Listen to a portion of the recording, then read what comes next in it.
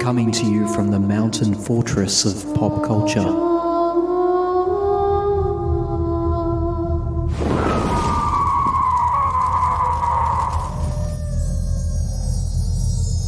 You're listening to Time to Talk. Sushi roll.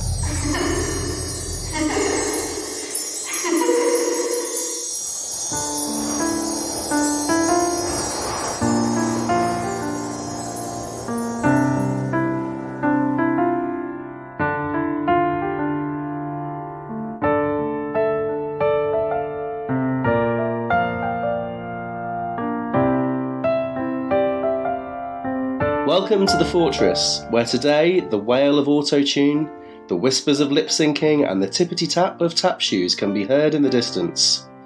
She was one of the world's most influential choreographers, the baby boomer Britney Spears, the geriatric J-Lo, and is now largely considered to be mad as a box of frogs.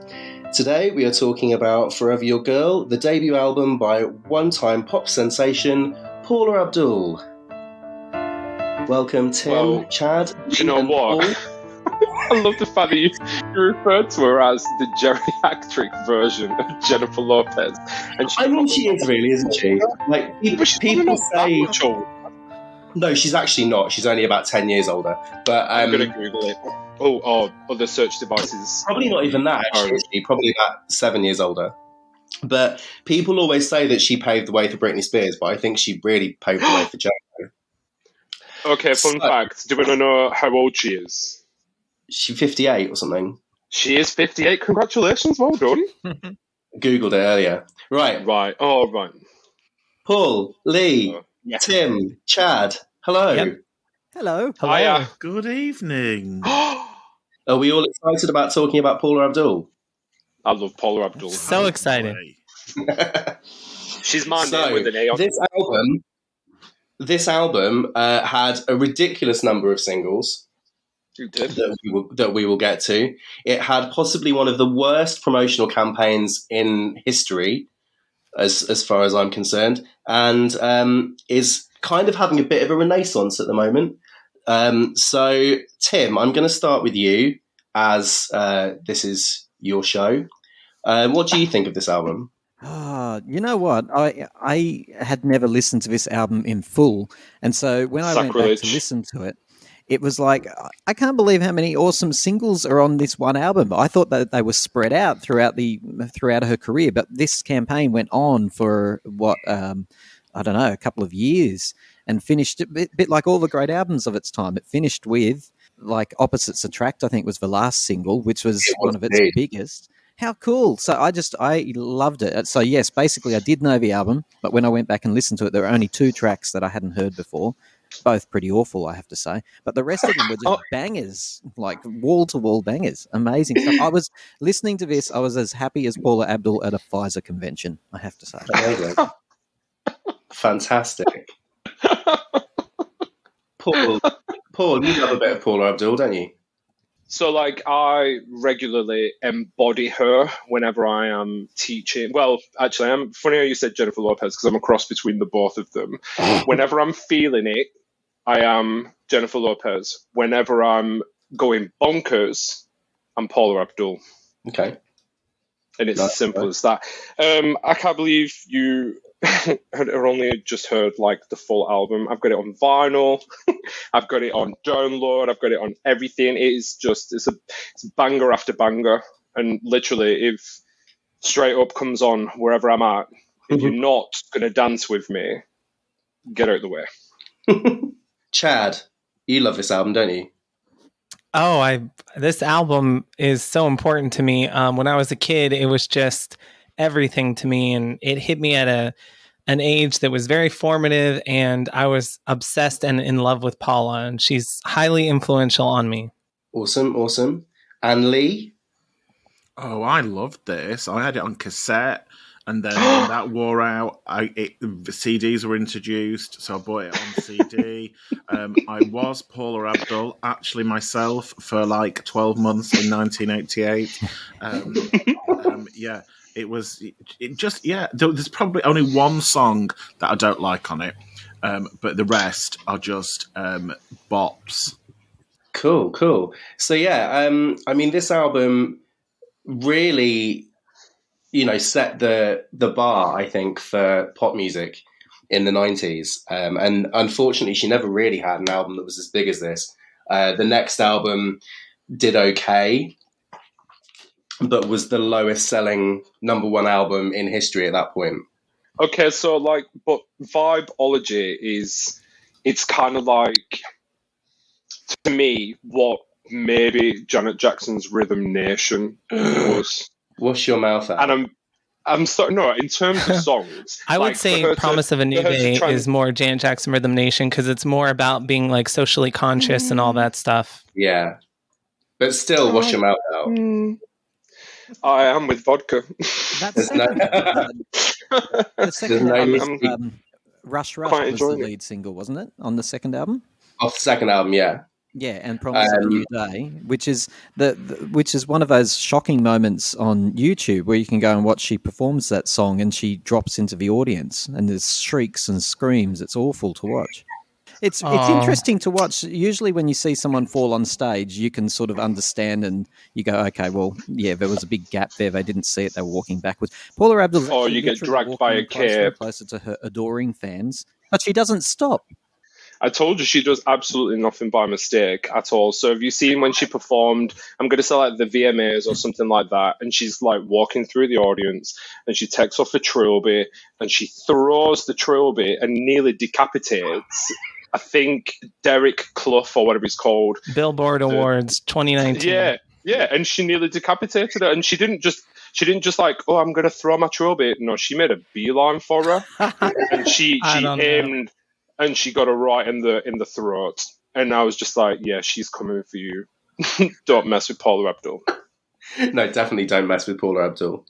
So I want to say I feel so bad for Paula, because I think she gets a really bad rep with all that, because people don't understand like the level of chronic pain that this one tiny body has had to live with for her almost all of her adult life, and it's pretty severe, and she's had dozens of surgeries, and I mean, and the fact that she hasn't been open about it is what makes everyone think she's just like a drunk or a pill popper, only because they don't realize how severe the pain is, because she always downplayed it.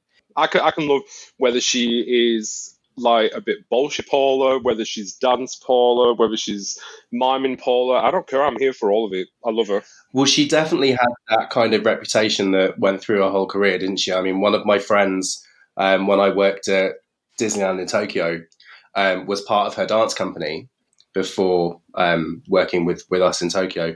And she said that she was just off her face all of the time. I'm going to put some context around it, right? As Chad has said, she's 17 and she's dropped. It was a really serious drop and it causes a neck injury.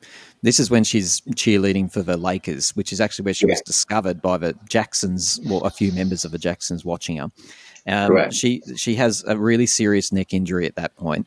Get this for a story of bad luck, though. When she's 18, she severely injures her neck in a car accident. Now, how many people can say they've had car accidents in their life?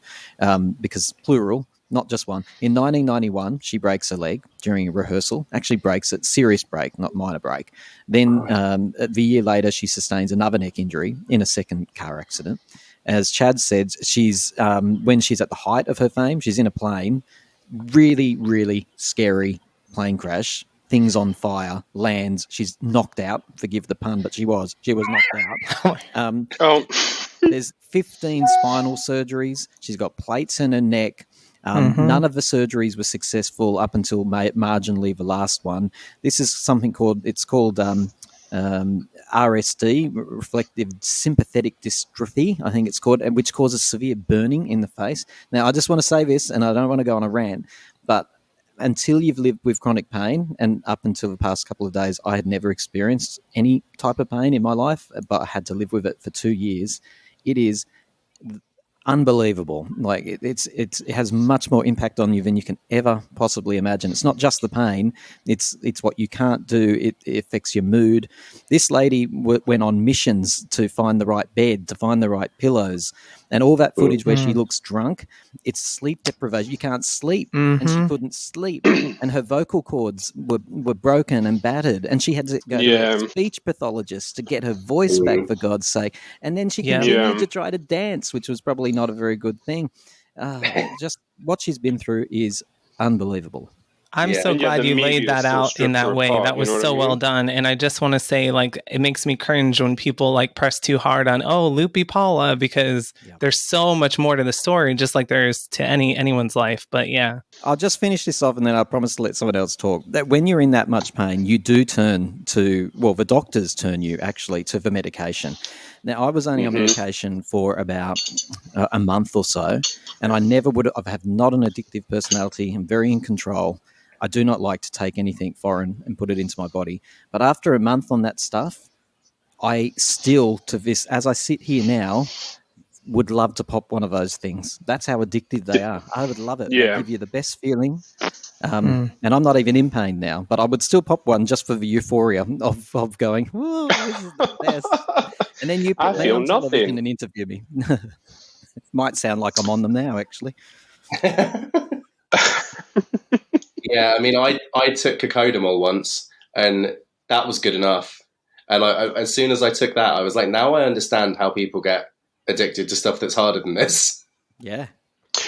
But you know what, like, avert to all of that anyway. So she still managed to, like, within the dance, because, I mean, I can speak from a dance perspective. When your body is in pain, in most cases, you do just try to kind of push through it and dance through it, which makes things worse, which then makes you kind of try to rely on the muscle relaxants and things like that to try and kind of like get you through it. But she still managed. She was choreographing for like Janet Jackson, and she wasn't just doing stuff for herself. She was kind of like doing stuff for, you know, other artists as well. She can take her hat off and throw it at me and decapitate me with a trilby anytime she likes. Yeah, she's a legend. I think as dancers, we get used to a certain level of pain and sort of dealing with a certain level of pain on a daily basis, whether that's, you know, just putting on lots of deep heat or whether it's muscle relaxants or whether it's whatever. Like, I think you get used to like pushing through a certain amount of pain. But no, she's an absolute legend. So this album took 60 weeks to get to number one in the US, but eventually got to number one in the US, Canada, and Australia, and number 3 in the UK. And had, as we've said before, 6 singles, the first of which was Knocked Out, produced by L.A. Reid and Dallas Austin. L.A. Reid and Babyface. I knew I was going to get that wrong. Yeah, Babyface. Before either of them were particularly famous, as they were kind of on the rise. Famously, they only gave her a short amount of time to do the vocals and then kicked her out the studio and said, "We can do it without you."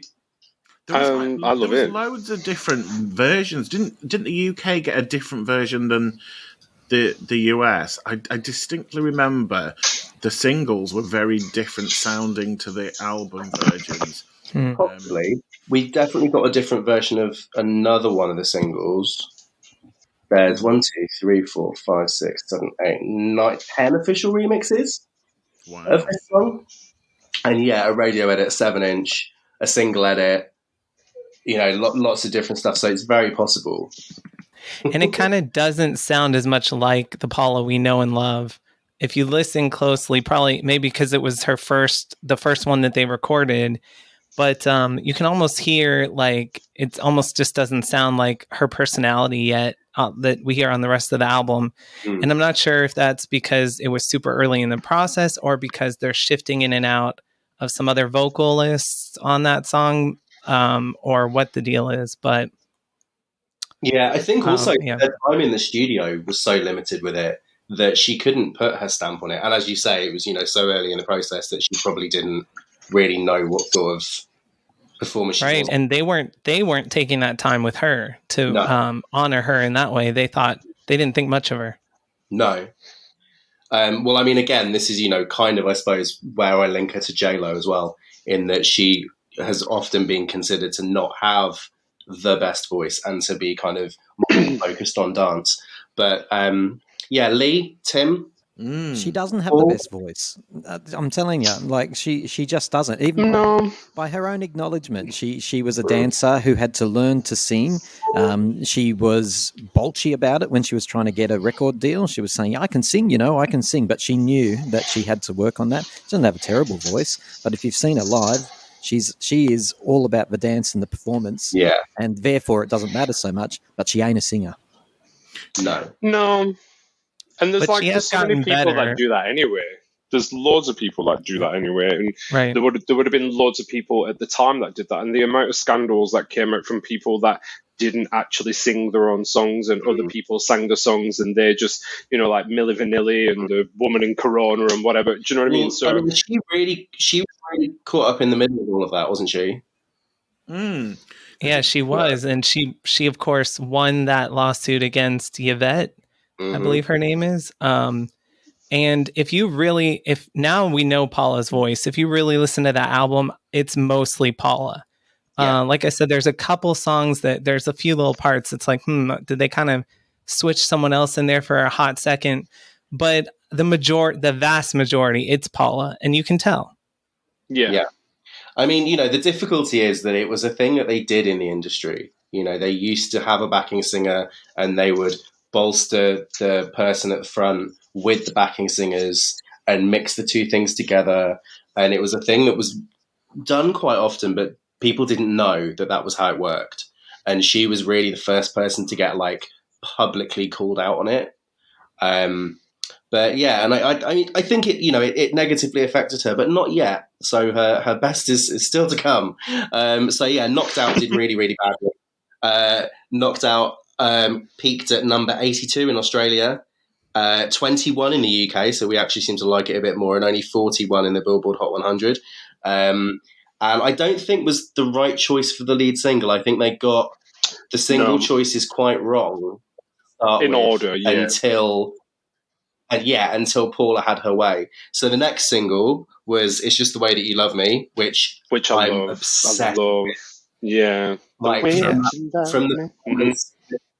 the performance that she did, was it at the VMAs? I think AMAs. Was it the AMAs? Yeah, yeah, and she won the Emmy for that. Yeah, she for choreographing the whole opening to that. Yeah, with the tap dancing and it's so freaking incredible. I was so obsessed with this when I was a kid. There was a program that was on Channel 4 in the UK called Everybody Dance Now, and it was about music videos, and they featured a lot of stuff about Janet Jackson and Control and Paula working with Janet, and then an entire section on Paula. And they had a snippet of this, and I'd never seen it other than this tiny snippet of her doing The Way That You Love Me and with all the tap dancing. And I was completely obsessed with it. Just that little bit for the best part of 10 years. The Way That You Love Me was also the first video that she did with David Fincher. Who obviously now we know as being Express Yourself, as well, with Madonna. Yeah. And he worked with David Bowie and he worked with loads of other people, but this was the first video that they did together, and they did quite a few videos together. I think he really got her vision and what she wanted to do with her videos. Got to number 76 in Australia, number 88 in the Billboard 100, and number 74 in the UK, but number 5 in Canada. Canada seems to they seem to like a lot of these singles a lot more than anyone else did. Do you not find that Canada's very it's very stuck in the times anyway of whatever, so they will still love anything. I'm joking wrong, I should probably live there because I love everything 80s anyway, but they probably just got to the 80s again now. Do you know what I mean? So they don't know anything about sorry, Canadians. They don't know anything about anything at all other than I'm only joking. But you know what I mean? So they always come across as really happy people. Whenever it's portrayed in films or TV or whatever, it's always happy people. And I'm like, do you know what? Paula created happy music. So of course the Canadians loved that. They connected. Thank you very much. I connect with them. You're very welcome. So, any other thoughts on this song? What do we think of it? Do we like it? Do we not like it? I love it. Anyone else that isn't Paul? I love it, of course. I love, dance pop and new jack swing, which this album is huge on, so amazing. The one little fact I've got about this is in the US, it only got to number 2. And do you know what song blocked it from number 1? Milli Vanilli's "Blame It on the Rain." Trash. Get in the bin. Be stripped. Yeah, of that title, shouldn't they? So really, yes, this did get to number 1. Let's just say that. I remember vaguely this rumor that "Rush Rush" was not been sung by Paula Abdul. I know it's not on this album. I might be wrong about that memory, but I remember there was a rumor she wasn't singing it. And when you're talking, I've never heard that because all the allegations stemmed from "Forever Your Girl," not "Spellbound." Oh, right. And if you listen to "Rush Rush," it's dead on Paula. So, but what people so she was improving this though. Is that the rumor? No, there's no truth to that. No, but was it a rumor at the time? And what do you mean by vindication? What, did they go through the courts or what?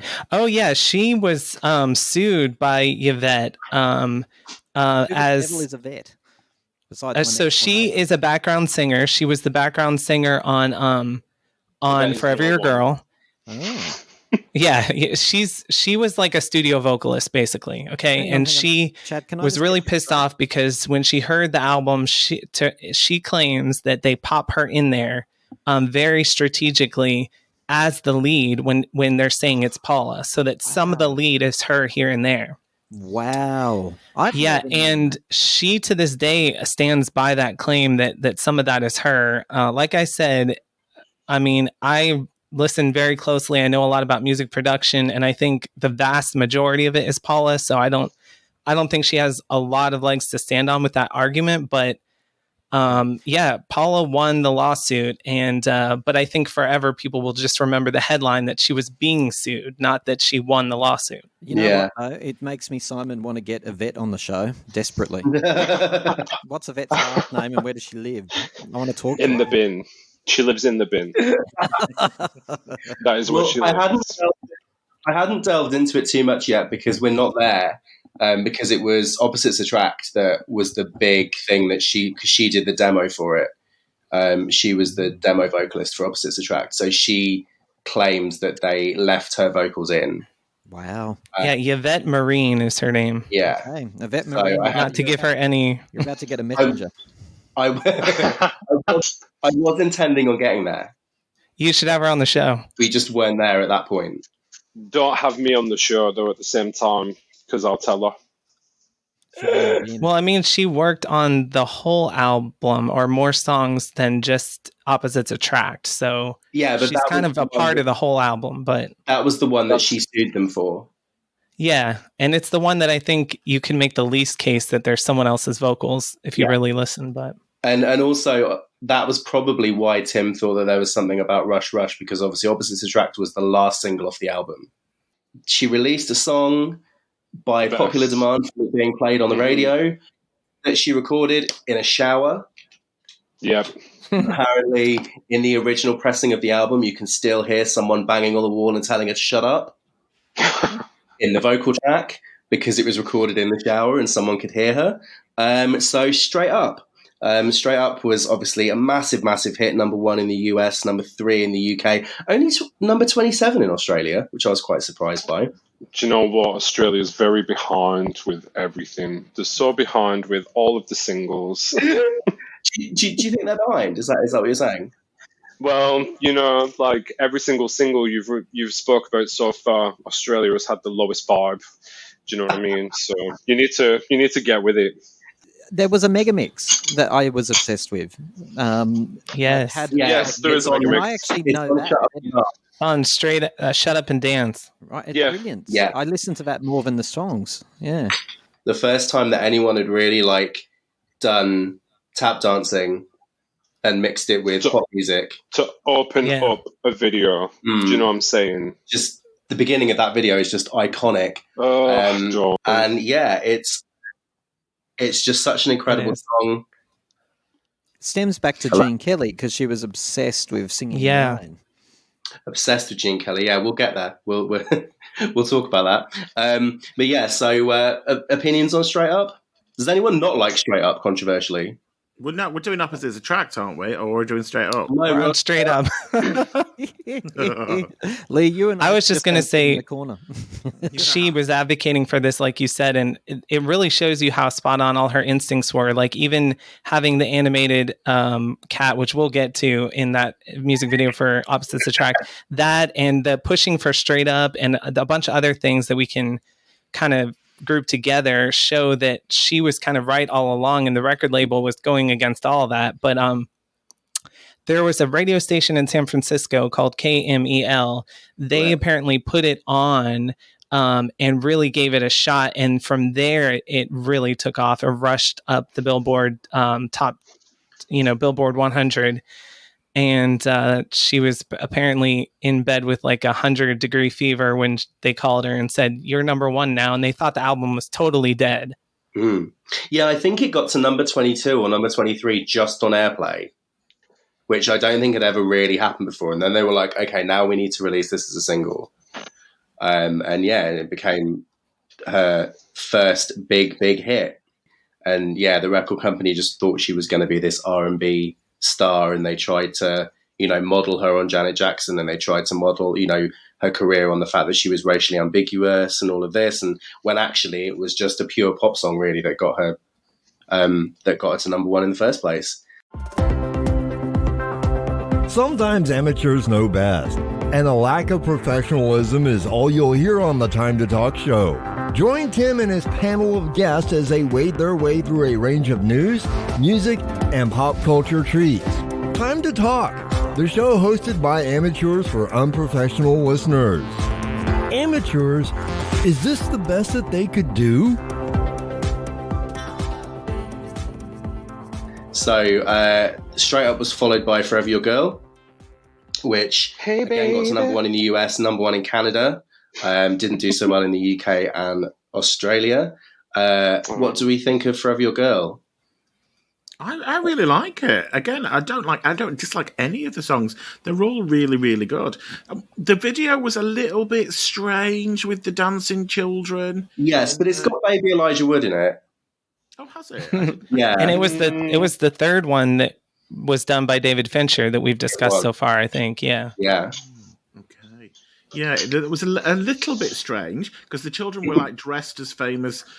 Wasn't there like the Addicted to Love video montage with a little girl? Yeah. Not the best of choices. But again, still fantastic. A really, really amazing pop song. Anyone else? Opinions? She should never have led with Straight Up, because I just feel like that song was always going to be incredible, no matter where it kind of like featured in the lineup. But I do think maybe, I know this is like kind of going with, it's so stereotypical, but maybe she should have led with this single, because it's just got the right kind of, especially for the time, it was very pop, it was very upbeat, and it was probably, it would have been marketed maybe a little bit better. So I love it. I love this single anyway, but I just think it probably should have been the lead single. Yeah, I just love the title of it and the title of the album and how she was like America's sweetheart, and this kind of like solidified that, which I think is cool. That leads us on well to my favorite thing ever in the entire known world. Yes. Untitled Snake. Can we just give a shout out for the remix of Forever Your Girl, because it's my favorite Paula remix. Oh yeah, real quick. The one from Shut Up and Dance, actually, the Frankie Fonset with those kick-ass drums. Oh my god, pretty good. And it's one of the only remixes on that doesn't rely on just putting in random stabs every 2 seconds, right? Which is what they do with everything else. But yeah, so Cold Hearted Snake. I am still obsessed with this, and I can't stop listening to it, and I haven't been able to stop listening to it for the last 20 odd years. This song is ridiculous. It's so good. The video is based on one of my favorite films of all time, All That Jazz, which is a Bob Fosse film. Yeah, amazing. So the reference of that for me is just impeccable. Obviously, there's an interview that she did where she said that Bob Fosse apparently praised her choreography once when he was still alive, by saying that he liked the fact that she turned left when everyone expected her to turn right. Yeah, it's a really nice quote. Couldn't find it officially anywhere, but she said it, so I imagine it must be true. But this song did really well again in the US and Canada, not so well in the UK and Australia. But yeah, I absolutely love it. Just the video, the choreography, the little rap section, the lip sync that was done on RuPaul's Drag Race with Alyssa and Coco. Oh, right. It's hands down the best lip sync to exist. Like in all of them. Just like pure and simple. It's as simple as that. And that's all I've got to say. No, in fact, that's not all I've got to say. What I've got to say is the choreography alone is phenomenal. Obviously, not just for the fact that it's of its time, even in today's standards. And I literally watch things now and I just go, garbage, rubbish, pants. It's just nothing in comparison to what she thought of and the way that it was filmed and the way that it was. Oh my God, it just gets me like so excited. But also, so there's a program called Lip Sync Battle or whatever.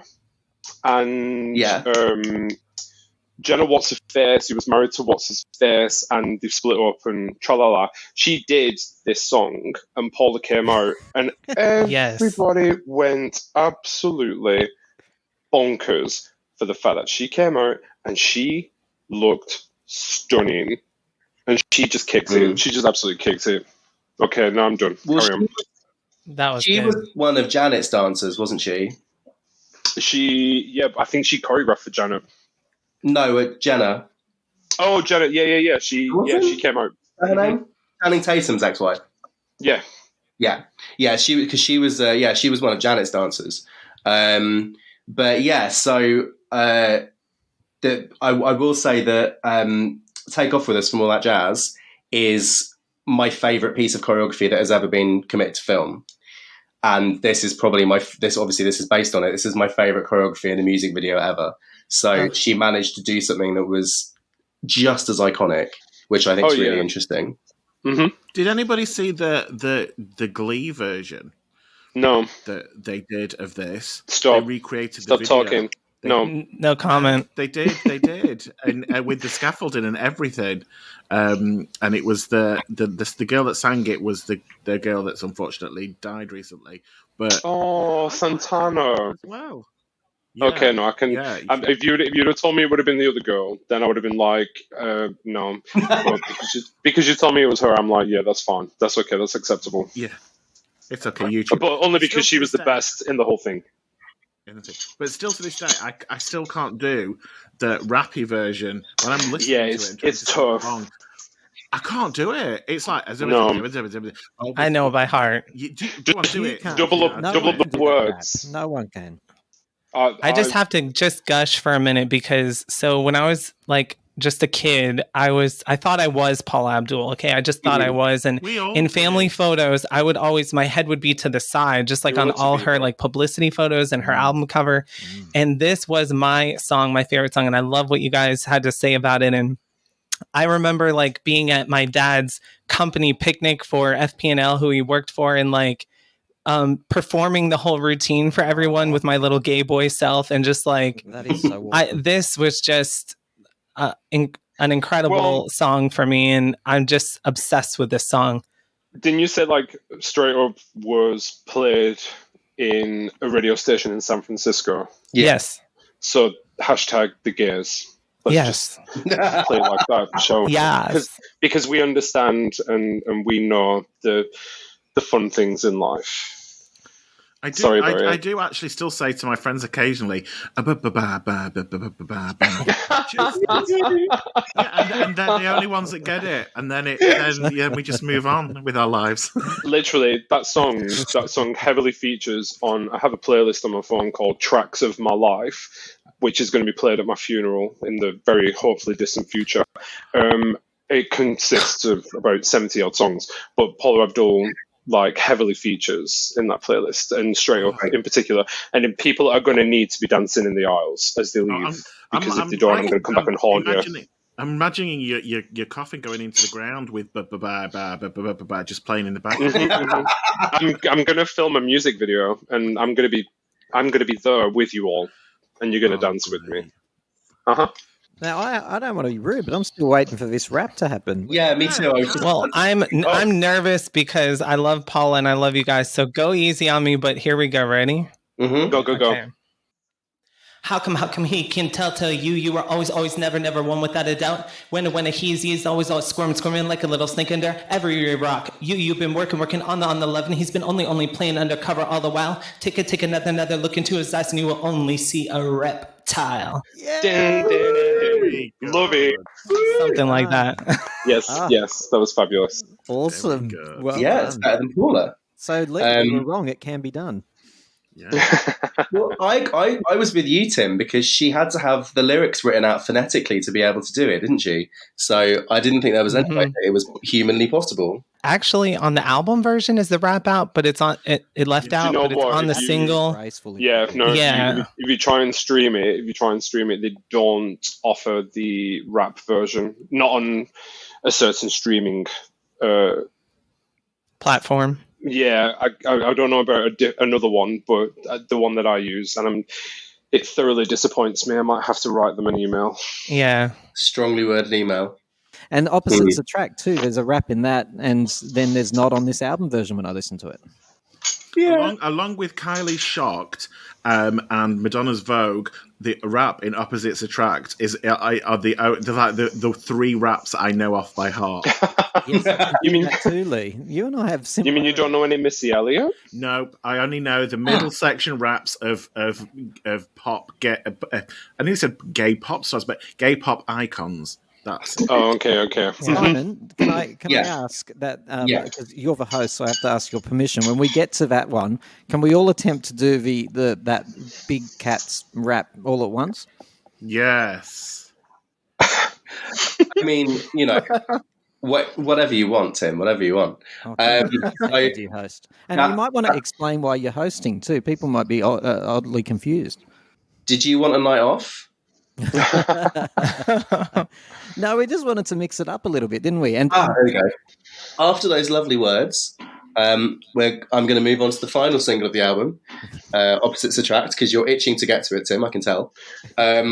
So Opposites Attract, which was written as a duet with the Wild Pair, and obviously, we've said already, had controversy surrounding whether Paula's vocals were actually on it or not. The video was inspired by Anchors Away, the Gene Kelly film, which is an incredible film if no one's seen it. It's yes. He dances with is it Frank Sinatra? Is it Tom or Jerry? Is it, which one's the mouse? Oh, Jerry. Jerry's the mouse. Jerry. So, of course it is. It's been a long time since I watched Tom and Jerry. Gene Kelly dances with Jerry in a little sailor hat. And, so this is probably it would seem the biggest hit on the album, bigger than Straight Up. The first video, I think, not directed by David Fincher, possibly. There's only one video for this song, but are you talking about The Way That You Love Me? No, That's the one. There's two videos. No, this is the first video that David Fincher didn't direct, I think, isn't it? Oh, didn't direct, yeah. Yeah. And it's a great song. It's a great video. She dances with a cat called Scat Cat. That has different meanings, doesn't it? Yeah. I don't think you get away with that now. Yeah. Maybe nowadays it does. Maybe back in the 80s it just meant what it was meant to mean. Yeah. I don't think it was. I don't think it meant that back then. It probably did, but not in the public domain. And as Tim rightly pointed out, there is a rap on this song that does not appear on the album and is only on the single version and in the video. And they actually had the guy that does the rap came in to do all of the concept work for the cat as well. which is really interesting. If you there's like videos of him like kind of doing like B-roll, like concept work, which is really nice. So what do we think of Opposites Attract? Do we like it? I heard that at the time it was the most expensive video ever made, but I can't find it. Sorry, I forgot to point that out. It was. You're correct. Is that correct, though? I can't find that anywhere so, yeah. to confirm it. Yeah. Yeah, I'm pretty sure it was. And the people from Disney, right? They were doing the animation. So, you know, it had, I think by this stage, this is my guess totally, and I don't know much about this album, but it had been so successful that they had, you know, the budget, or they were prepared to spend the budget on a big closer for this one. They've updated it, put a wrap over the top of it, and then this amazing video clip, which I'm sure I read at the time, but I can't confirm it, was the most expensive, mainly because of Disney's involvement. Mm. Well, and it had never been done before, apart from Anchors Away, really. No one had done it since, and it had never been done in a music video. Interestingly, the song was the B-side to Straight Up. So her biggest selling single off the album was the B-side to her other biggest selling single off the album. Oh. Because I don't think they were planning on releasing it. And then obviously she desperately wanted to do a video where she talked with animation, and she'd done everything else. She'd tap danced, she'd done a Bob Fosse ripoff, she'd done everything that she could.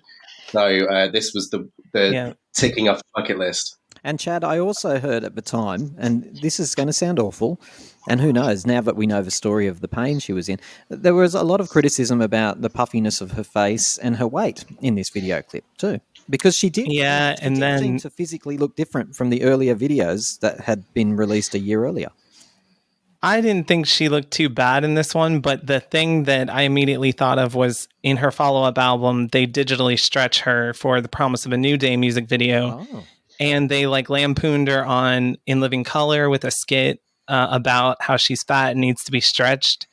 And actually there's fans who have corrected it and re-stretched it back, and she looks amazing. So like they did not even need to. Oh, she looks because people are morons. Where can we get hold of this technology now? I don't think it worked. It didn't look right because it didn't look right at all because everything was stretched out. It wasn't like they photoshopped her, you know, suavely or anything. Well, they wouldn't have had the technology to do it. That's really weird. But I just want to point out that a lot of these concepts are Paula's concepts. Like for all the flack she gets, I mean, the Bob Fosse stuff, all the music video concepts, like these are things that she brought to the table as an artist. So yeah, my hat's off to her. She won a Grammy for this. I'm sure she won a Grammy for best music video, short film, short. Yeah. So you know. And I mean, a lot is made of her vocals not being like, of course she's no, you know, Whitney Houston or whatever, but they're no dancer like Paula. So you've got to look at it a bunch of different ways, I think. She's a powerhouse dancer, and she's like a really athletic dancer, which is amazing. And you know what? So like Paula was taking the pills to stop the pain. Whitney was taking the substances for very different reasons. So, you know, maybe I should have been on the Whitney chat as well. Paul, she was also stopping the pain. She was married to Bobby Brown. Well, we're not going to, if I was to talk about him, then there'd be a lot of expletives because he was a massive downfall. But yeah, so like, you're right, the comparisons. So like, I often say it as well. So if I was to go and watch, let's say Britney Spears finally gets out of her massive court battles with everything in life and blah, blah, blah, blah, and she does a LA residency and so on and so forth, Vegas residency and stuff. I would really not be bothered if I was paying money to go and see her lip sync because she is not a great singer. And at the time, like, I'm going to say around about at least 10, 15 years ago, she was a fantastic performer. So if I was guaranteed to get Britney from back then, just dancing, just performing, hit after hit after hit, I would rather pay money to see that than see someone sing terribly. So, like, it's the same thing for anyone who is a performer, as a singer, who you are going to get a show from. I'm not ultimately that pissed. Oh, sorry, language. If I was to get someone who was going to give me a show over the fact that they were going to give me some weak vocals, because if you're a singer, sing. If you're a performer, perform, and that's what I want to see. Yeah. Yep. I feel the same way about J-Lo. Yeah, J-Lo show looked incredible. Yeah, and I think the Paula Janet comparisons are kind of interesting because Janet had Control out a few years before Forever Your Girl, and Paula was, of course, choreographing all the videos for that album in Paula's style that she created. So she was kind of giving her style to another artist, and then at the same time, wait a minute, I want to be an artist, you know. Can I say that there's a lot of dancers on this podcast, which is fantastic. But as someone who I don't know anything about it, all I can say is I can spot her choreography a mile off, and it's always it's this beautiful synergy of like it's sophisticated and slick, but it's just so fun. Like Paula's work is so fun. It's not too serious. Like the fact that, and that's what I've always been drawn to with pop music generally. It's just, it doesn't take itself too seriously. And I just love her choreography. It's fun. It's something that you want to do. You want to try, even if you can't do it well. And interestingly enough, when you were talking about Vegas, she did have a residency in 2019, the Forever Your Girl residency. And I'm just looking at the set list now. Bangers, all of them, all the hits. 12. Have you seen any good video? This was 2019. It was supposed. Was that the Straight Up one or the Forever Your Girl one? It was Forever Your Girl, it says here. I was at the Straight Up one, which came right before that one. I flew to Vegas just to see it, And what was it like? It was amazing because she told the story of her pain in her life, like through the show, which was really interesting and unexpected. Like I did not see that coming at all. And also it was in a really small venue. So your access to her was incredible. And she went out through the audience and stuff. And we got to pat her on the back, or as it were. And yeah. Did she throw a hat at you? No, no, but she did great. She did a great job. And watching the Opposites Attract video now, it's still amazing. It hasn't really aged at all. The effects are still really good, and it looks really lush. And you can't say that about a lot of videos from that. No, this is what I'm saying about choreography and stuff nowadays. So, like, I had a conversation with someone the other day, and I was just like, I couldn't tell you a lot of new music at this moment in time because it just bores me. But if I was to watch music videos of different things now, where is the content?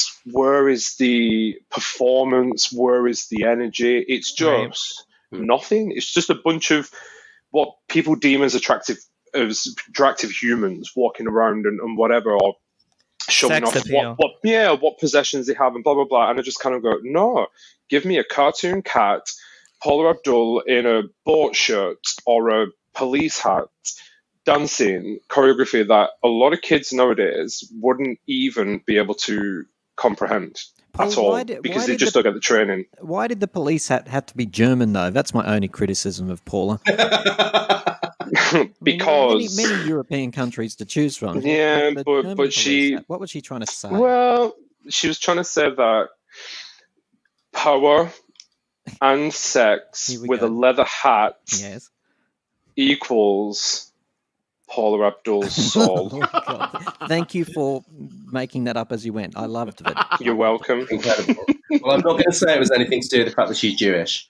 Well, actually, I really honestly think it has to, because she's such a devout Jew. And she had a bar mitzvah when she was 51, for God's sake. That's why I did find it interesting that she went for the German hat. It's probably because they would have known what scat was. This is also. So, any final thoughts? Because I think we should probably wrap this up. We've been sat here a while. Well, I just want to say that I find it a great shame that she has not had children. She's had a very interesting life, that's for sure, this lady. And, she was with that Emilio Estevez, wasn't it? And John Stamos before that. Wasn't he the guy out of Full House, that awful man? Mm-hmm. Yes. Arsenio? Yeah. Supposedly. It's very sad to me that I think a lot of people are drawn to her because she is your typical tragic figure in many ways. She's a strong lady, but she had a lot of tragedy in her life. I I think this is just going to be the last thing that I say because I realize I talk a lot. I think. Do you? Yeah, I know. Surprise, everyone. Twist. But I just kind of think she is. I think she's kind of cult to a specific generation. Yeah. Like, she's popular to obviously the gays and whatever, but she's very cult to a specific generation, and also I think celebrated in different ways. And I do honestly feel, just 'cause I can feel it in my dancing waters, I do feel like there's going to be some kind of a resurgence of her in a positive way. Lee, what do you think? Final thoughts. Final thoughts for me is it's just a great pop album that reminds me very much of my long forgotten youth. And if you haven't heard it, go and stream it or whatever you can do nowadays. And, listen to it. Yeah, definitely. Get a cassette. Chad, final thoughts? Yeah, I think that, look, we all admit she's not going to be the best singer in the world, but I feel Paula Abdul is a little underrated. And she was such an incredibly powerful artist. And she had way more input into what she was doing than I think people realize. And I think it's a shame that she's so associated with like the American Idol and all these other types of shows she's done, because to many generations, that's really all they know of her. Mm. And it's some of us who remember when she was an A-list celebrity, like kind of how big and how amazing that was. And I actually got to meet her. And I lived in LA for 6 years, and I met her in Century City, just out at the mall, just randomly, and told her how much she meant to me. And she was with her mom, and they were shopping, and she took a photo with me and was like, incredibly nice. My husband's met her like a separate time because out there as well at Starbucks. So she's always she always puts that face on, right, of that big smile, and no matter what she's feeling. And she's always been an incredibly nice human being, which I think first and foremost just says a lot about her. So I'm in love with her. She's forever my girl. There's no question. She's up there with Kylie in terms of, you can tell she's a really, really nice girl. And what's even better, Chad, she's so short that she could be my armrest as well. True story. Yeah. Wow. Are you going to do the rap now for us? We need to We're all doing the rap, aren't we? Let's do it. I'm just going to listen. It's a short one, right? Because it's the one that opens the song. Nothing in common. But there's the middle bit. There's the middle rap. Bit. I'm 5, 6, 7, 8. Nothing in common. But this trust. I'm like a minus, she's like a plus. One going up, one coming down. But we seem to land on common ground. When things go wrong, we make corrections. Keep things moving in the right direction. Try to fight it, but I'm telling you, Jack, it's useless. Opposites attract. Do you know what? That was just like being in the room with several Paula Abduls. I live for it. I mean, Scat Cat was in the room. The timing wasn't very good. I think because we have little delays, but you know what? I interviewed Jazzy P, who did the shocked rap, right? And I've listened to that. Towards the end of the interview, I said, "Can you do that rap for me?" And she goes, "Yeah, sure." And I joined in, but because of a delay, it completely botched it, and she stopped because she got confused. And I thought, I can't believe I've done this. I've destroyed Jazzy P. Oh no, it was horrible. Go and listen to it. It's the most awkward moment in podcast history. You're terrible. Other than that, it's a great interview, though. She's beautiful. I like that lady. So, thank you very much, guys, for having this conversation with me. It's really nice to be able to come on and talk about stuff like this, because I really, really love Paula Abdul, and I barely know anyone that even knows who she is, apart from her being on reality TV. So, thank you very much for having this conversation. Thank you, Tim, Chad, Lee, and Paul. And I'm going to go to sleep now. And let's say, well done, Simon. Great host. Yeah, well done, Simon. Well done. Snaps for Simon. Simon, like Simon Cowell. Wow. Oh. Definitely not.